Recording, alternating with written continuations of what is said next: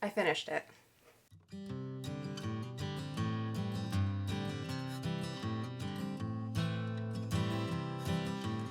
Welcome back to my channel. Today is going to be my review of the Book of Dreams, the final book in the Chronicles of Faerie. So this book is 680 pages long, actually exactly, including the epilogue or postscript.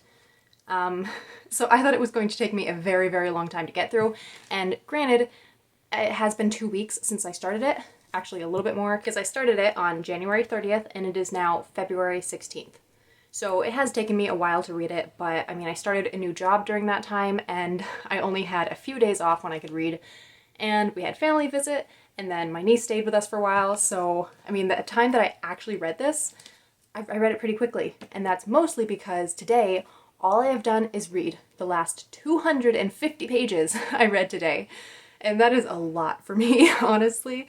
I usually don't just sit down and read a book all day, but I wanted to get this finished because this is a random day off from work that I have. I usually work on this day, but I have the day off, and I'll be going back to work again for the next 2 days, and so I wouldn't be able to record a video in that time, even if I finish the book.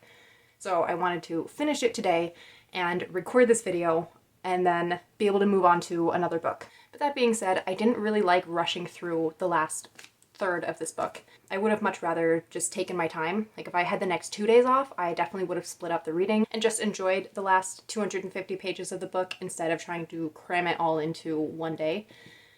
But even though I did rush through it, I still really enjoyed it and I didn't miss things. I did still enjoy it. I usually take my time when I'm reading, and I made myself rush through it as fast as I could. So I do hope that I eventually get to reread the whole series because, well, I'll kind of get into why when I get into the review of this book, but yeah, hopefully someday I can reread it and I won't have to worry about doing reviews for it because they'll have already been done, or I mean, maybe I'll do reviews, but hopefully by then I won't have to rush quite so much to finish books to do reviews. So anyway, I'm just rambling.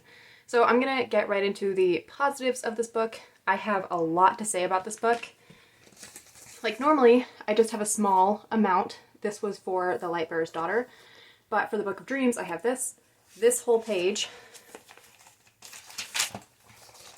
and then half of a page here. So I have a lot to say about this book, which, I mean, that's to be expected because it is almost 700 pages long. It is the longest book that I own, and it was very intimidating, but I'm kind of surprised by how quickly I got through it. So anyway, let's get into the positives. I have some positives, some negatives, and then I have some just thoughts about the book that aren't really positive or negative. They're just kind of there. So anyway, on to the positives.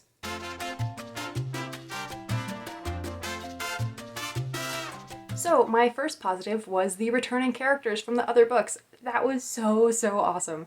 I've been waiting for that in the two middle books. Like as soon as the first book was over, I was ready to jump into the second book, and I was hoping to see Gwen and Finnever again, which we didn't. And so then for, you know, the second and third book, I kept waiting for return characters, and then in this book, we finally get to see the return characters, and it's so cool because the characters from the first two books are grown up, like all grown up, and it's kind of sad at first because, like, you know, you remember them as these teenagers and you went on an adventure with them, and now they're adult, they're young adults, but they're still adults. So that was really interesting for sure. Sorry, the lighting is kind of wacky, but anyway. So yeah, so that was really awesome to have the return characters and to see everybody together. The prologue and then the first chapter were also very interesting because I don't remember them super well because it has been a while since I read that bit. Hang on, the cat needs to get in. But I do remember that the prologue was kind of weird and like intriguing, but it was a little bit strange. And then in the first chapter, things that were mentioned in the prologue were then explained better, which was really cool. Of course, we also had new characters and new mysterious characters. Jean was very much a mystery for a long time. He ended up being a really awesome character and I love him. I always love the newer characters, but he was a mystery for a while. Of course, lots of questions about what's going on and what happened to certain people. Yeah, lots of questions, like right in the beginning, right in the first 5 chapters or so. Just tons of questions hurled at you and you can't wait to figure them out. And it's quite a while before you find things out, but I mean, questions are always great in books. It's good to have intrigue and mystery. Yeah, and the first 5 chapters were very intriguing. It was really, really cool getting to see the main characters from the past books from somebody else's perspectives, because usually you're just kind of inside their heads a little bit more. And now, since there were so many returning characters and so many like main characters kind of, you get to see them from each other's eyes. And that was really awesome too, especially Gwen, because I feel like she did grow so much in her book. And to now see her as she is, like all grown up and with all that confidence and stuff, it was really cool. I loved getting to see her again. She's definitely one of my favorites. There were always great cliffhangers, like so many great cliffhangers, which, you know, helps to keep you reading, which is great in a super long book. Every book has had a little bit of romance, and The Book of Dreams was no exception. The Lightbearer's Daughter was actually the only book that didn't really have any romance. I guess, well, Gabe had a little bit of romance, but our main character, Dana, didn't. And so, of course, she gets some romance in the Book of Dreams, which I kind of have mixed feelings about because she is the youngest of any of them. She's only 13, like almost 14. She's always telling you she's almost 14, but still, she's very, very young. I mean, I kind of have mixed feelings, but I still do love the romance. So, I mean, I'm still totally for it. It's a book. You gotta have some romance in the book. So because there were so many characters and they weren't always together, you would sometimes get like repeats of chapters, but from somebody else's perspective. I guess this really only happened once, but it was a really cool chapter. It was from Gwen's perspective, and it was just her view of like the past week or so. And then what happened to her. Actually, you don't really know what happened to her, but like, yeah, that chapter ended with some serious drama that you don't really find out what really happened for a very long time, because then it goes back to Dana and Jean and Laurel, and you're kind of left wondering like what happened to poor Gwen. But yeah, I thought that was really cool to just have that chapter in there to see what Gwen was going through. Sprinkled throughout the book were like little bits of foreshadowing, and usually when I hit a place like that, I was like, okay, this is foreshadowing for something, something's gonna happen. And then by the time I got to whatever it was, I'd kind of forgotten, and it was like a nice reminder. So I thought that was kind of cool. Like, you don't really need to remember the foreshadowing, because then there's no surprise when the thing happens. So it kind of ended up being perfect. Like, I would know that something was coming, and then I would just totally forget. But yeah, the foreshadowing was great all over the book, all throughout the book. I have cliffhangers again because there were just like so many cliffhangers. And the great thing about books from multiple perspectives is that you can have a cliffhanger and then you don't have to resolve it for many, many chapters, because you can just fill in those spaces with other perspectives. You don't have to get right back to that character. So, I mean, it makes it really annoying for the reader, kind of, but it also just like really adds to the book, and it adds to the intrigue and the mystery. So I really like books from several perspectives for that reason, because if the author does it well, like cliffhangers and questions and stuff like that can just be, it can be so annoying sometimes, but it's kind of a sign of a good book. So at the start of this book, I didn't really know what to expect, because the Book of Dreams was mentioned in The Lightbearer's Daughter, and it was a tangible book that Dana actually picked up at one point, but she wasn't allowed to read at that time. And so going into this, I thought, you know, the whole book could be the Book of Dreams. It could be told however that book is. Like, that could be what this book is. And that's not what it was. The Book of Dreams is another book inside this book that, you know, Dana's looking for. But it was also a tangible book in the book, and we got to read it, which was really, really cool. It was also kind of annoying because those chapters were kind of slow and they were all in italics, which I hate chapters in italics. But it was still really cool to actually be able to like read that physical book, which was something I had been hoping for ever since the Book of Dreams was mentioned in The Lightbearer's Daughter. So I really appreciated that it was a book that we could read. There was a quote in the book that I really liked that, if I can remember it, I'll probably use just throughout life. I didn't get the full quote here, just like part of it. But this is what I wrote down. Mosquitoes that would try the patience of Job. So I mean, you can replace mosquitoes with anything, but I really, really like that, you know, that would try the patience of Job. Because if you know the story of Job, like, you gotta read it. But I really like that quote, and I hope I can remember it and like use it sometimes, because it just kind of made me laugh, and I like it. So I have a positive and a negative right here that I'm gonna read, because it's not one of the ones that I'm gonna read at the end that's like neither of them. This was both. And it's that Jean made a great sacrifice for love, and that has happened in a couple of the other books, but man, it was really a great sacrifice, and it's something that like had almost happened before and then had been prevented. So while you're reading, you're hoping that it's going to be prevented again, because it really is a huge sacrifice, and you know, it's hard to see how it could ever end up good. And it's hard to see how you could get a happy ending from that. So that's why it's a positive and a negative. It was very, very sad, but it's also a great part of the book. All right, and then I read, I think, like the last 100 pages without writing anything down until the end because it was mostly the battle, like leading up to the battle, and then the aftermath, which, oh my goodness, had me almost in tears like so many times. It was just very emotional. Yeah, so there is a really great battle. Again, I think it was done a lot better in this book than it was in the first book. I really was not impressed with the battle in The Hunter's Moon, but the battle in the other 3 books has been great, or in the second and third book, and now in the Book of Dreams. Again, I think the battle was amazing. It wasn't like carried out longer than it should have been, but it also wasn't just, 3 pages and then over. It was substantial, and it was necessary, and you don't really know what's going to happen to everybody in the battle, so I think the battle was done really, really well. There were some really great sacrifices made again. Oh my goodness, like incredible sacrifices. So for the last like 20 or 30 pages, I was just trying to read and get to the end and know what the decisions were and everything that happened. It was really, really sad to read it sometimes, and just, I don't know if I could have written that, because I would have wanted, the happily ever after that everybody wants, and there were chances for that, kind of, but it was never going to be as happily ever after as the reader wants it to be. Sacrifices had to be made, and choices had to be made. The heroes could not have it all. They had to make a decision, they had to make a choice, they had to give up something. They can't have it all. So that was really, really sad, and it's not until the last page of the epilogue that you finally find out what happened. And there it's like, I guess it is pretty clear, but it's kind of more hinted at than anything else. But I was getting really, really nervous as we got down to the last page, because I'm like, she still hasn't told us what happens. Like, what did they decide? What's going to happen? So I do really wish that there was a 5th book just to kind of like tell about their lives, or if there was like an epilogue to the epilogue, because I would love that. But it had a bittersweet ending again. I think all of the books have had a very bittersweet ending, and this one didn't disappoint. The ending was satisfactory, but sad at the same time. So bittersweet. Anyway, now into the negatives. So the problem that I had with the first book, I had with this book again, except a little bit different. So in The Hunter's Moon, I originally had put it down after reading just a few chapters because there was so much Irish in it that was just annoying to have to look up in the back of the book to translate. And most of the time you didn't have to look it up. You could kind of figure out from the context of the story what was being said, and sometimes it would be directly translated. But in this book, there was a lot of French because Jean is French-Canadian. They're in Canada. There's a lot of French. And I know a little bit of French because my dad lived in Canada for a little while, and he's got some French that he knows, and he's kind of used it every once in a while, and I've picked a little bit up.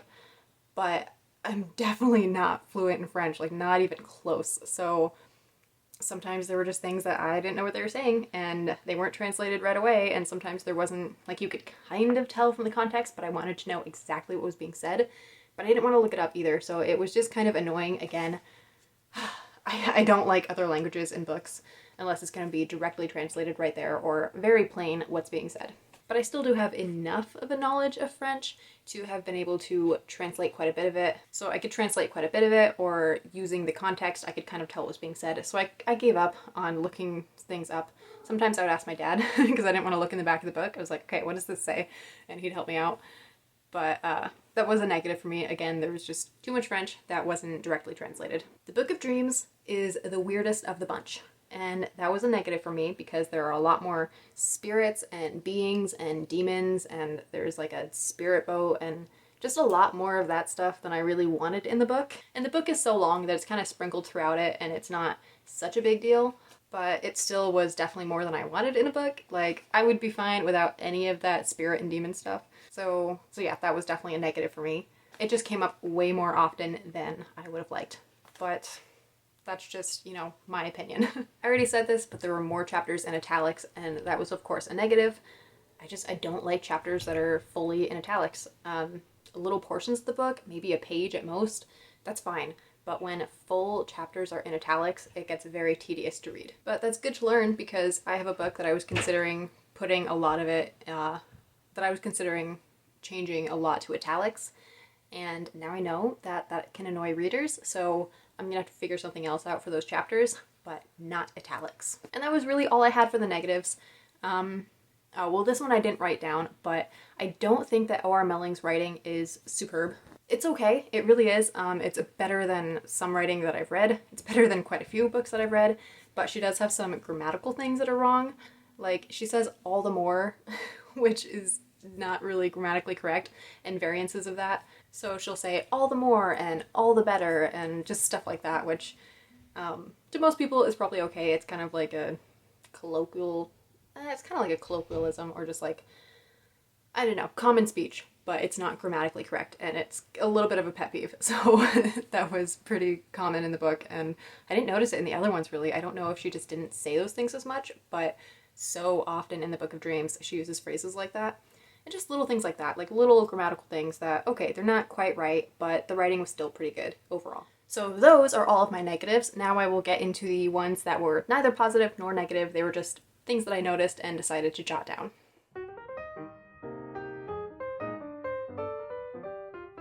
So I did comment on this before when I said we had a return of characters, but the fact that the earlier characters were so old, just like, it really threw me for a loop at first. Like, they're in college now or out of college and looking for jobs, and I was just like, wow, they're my age now. Whereas before, they were like 6 years younger than me. I feel like the timing seemed a little bit off, especially for Dana. I don't know, something about it seemed a little bit off, but maybe it wasn't. I guess it really wasn't. It just kept striking me as weird. But anyway, that's something I jotted down, was just that it had been so long since the first books. It was really, really strange. This is the first time that we have seen a main character in school. So Dana is actually in school now, and we got to see a little bit of her school life, which was kind of cool because in the other ones, it's been summer, I guess. So no one was in school. So it was cool to see somebody in school for once. So it was just cool to see the quest work around her school schedule and like normal life, instead of just being in the summer when there's no responsibilities. Like, there were actual responsibilities for everybody this time. In kind of the beginning, or maybe towards the middle of the book, it's hard to say because it was so long and it took me so long to read it, but some of the original characters suffered great losses, and it was just painful a little bit, because a couple of them were like my favorites, and then to have these things happen and you don't really know if they're permanent or not, or you know, if things are going to be happy again, or if this is just how they are now for these characters. So yeah, they suffered some great losses, and that wasn't really positive or negative because I didn't really know what was going to happen to them yet, and they weren't very present in the book. They were definitely not the main characters this time. They were kind of in the background. You heard from them every once in a while, so it wasn't positive or negative. It was just sad. So the other books have, of course, had many fantastical creatures of Faerie. In The Lightbearer's Daughter, I commented on the Boggins because they were my favorite. I absolutely love them. I actually just watched Epic, and I was kind of sad that the Boggins were evil because I love the Boggins in The Lightbearer's Daughter, and I feel like the Boggins in Epic looked like what the Boggins in The Lightbearer's Daughter would have been, except of course smaller. I mean, if you've seen it, they're all like tiny little people, but I was sad that they were bad because I loved the Boggins in The Lightbearer's Daughter. But anyway, so each book has had interesting characters, but they're usually kind of fantastical and not things you hear about very often, and that was really awesome. But the Book of Dreams had Sasquatch, which really was weird to me. Definitely unexpected. Really, really unexpected, and I didn't really know what to think about it. I'm like, this is kind of weird. But it makes sense too, because they are in Canada, and Sasquatch is kind of a big thing here in the US, and I guess in Canada. But it was just really funny to me. Like, it made me laugh at one point. It was just funny, and it made me laugh. Yeah, it had Sasquatch, and I thought that was really weird, but oh well. I already said that this is definitely the weirdest of the 4 books. I didn't have that as a negative on here, but it actually was more of a negative for me. It's just weird. It's a really weird book, which is sometimes good. Like, the Sasquatch are okay, you know, it's not too weird, but all the spirits and stuff were more of a negative. And that's the end of my review of the Book of Dreams. Because this video is already so long, it's almost half an hour, which a lot of that is probably just rambling that I'm going to cut out, but it's probably going to end up still being around 20 minutes. I'm going to wait and do a review of the full series in a different video and just give kind of my full overview of the series. But for the Book of Dreams, I will say that I really liked it. I probably could have read it in, you know, like 3 or 4 days if I had that time to just sit and read, but I don't really do that very often, so it did take me 2 weeks to read it. It is a very long book, not for the faint of heart. My comfort zone for books is like 250 pages, so this was a lot. But it was really good. It was very much like the other books in a lot of ways, and it combined all of them, and I won't say more. I will save that for my review of the whole series, but another great read. I did enjoy it. And the cover is beautiful, and the painted edges were fun. Somebody at my work commented on them, so that was cool. But anyway, yeah. So that's my review of the Book of Dreams, the fourth and final book in the Chronicles of Faerie, which is very sad, actually. I'm kind of glad to be done with this series and to be able to move on to other books, but I'm also really gonna miss the characters, and that's kind of the thing with reading. It's different than movies, I feel like. It's kind of like series, I guess, like TV shows. But, you know, with movies, they're so short, and they're generally more enjoyable, to me at least, than books, that it's easy to, you know, like rewatch them a ton of times, and you can always see those characters again. And so it's not quite so sad when a movie ends, because first of all, you haven't had a ton of time with the characters. The movies are generally only an hour and a half long, so you don't form that great of a connection with them. And when the movie's over, you can just watch it again, and it doesn't take up that much time. You know how much time it's going to take.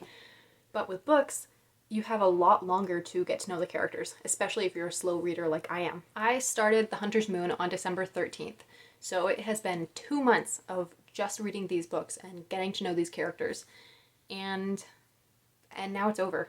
And it's not something that I could just easily pick up and reread. It's going to be something that I'm going to save for a while. I do wish I had read it quicker, because by the time I got to the Book of Dreams, I had kind of forgotten a little bit about the other books, and since they're all kind of incorporated into the Book of Dreams, or since the characters come back at least, it would have been nice to have those other books fresh in my memory, but I'm still sad to see it go. Like I said, I wish there was a fifth book that went on to talk about them all more, because that would have been nice. But there's not, and it's over now, and I'm ready to move on to my next book. So not only was the ending of this book bittersweet, but the fact that the whole series is over is bittersweet. And as I started to say, that's how it is with every book, I feel. At least that's how it is with every book that you get more involved in, and every book where you fall in love with the characters. It's always bittersweet. And for me, especially with the long books, because I know that it will be quite a while before I get to these again. So I have to say goodbye to Finevere and Gwen and Finvara and Midir and Laurel and Honor and Ian and Dara and Dana and Jean. That's the main cast. I mean, and there's so many other characters that I have to say goodbye to, but I have to say goodbye to them for now. It's very sad. Anyway, I hope that you have liked these reviews. This was a really fun series to read. My introduction to Faerie, because I have never read books like this before, so it was a lot of fun for me. And I haven't read a fantasy book in quite a while, so I really enjoyed this. Like I said, I really hope that someday I can read them again, and I'm sure I will. I'll make time for that sometime, but for now, that's the end, I guess. I'm probably going to do a full review of the series, as I said, but there is a possibility that I'll just decide it's not necessary. But if I do it, that'll be nice. It'll be, you know, a final goodbye, I guess. I don't know why I'm making this like so sad and so personal. It's just a book. They're just characters, but they are special, and that's why we love stories, because they are special. Okay, yeah, so I guess I gotta end this video. I still don't know how to end videos very well. They always end up being awkward, but anyway, I hope that you have enjoyed these videos. If you haven't seen my reviews of the other 3 books, go check them out, and keep a lookout for the review of the whole series. And if you're looking for a fantasy book to introduce you to Faerie, or even if you've read a bunch of books about Faerie, this is a great series. I definitely recommend it for anybody who's a fan of fantasy and fairies and young adult, because it is young adult. And I guess that's it. Don't forget to give this video a like if you've made it this far and if you liked it, and comment down below. I don't have a question in mind right now, but I do love comments, so comment anything. How's your day going? How's your week going? Are you ready for winter to be over? Because I sure am. Alright, well, before this gets any more awkward, I'm gonna sign off. As always, thank you for watching, and have a blessed day, everyone.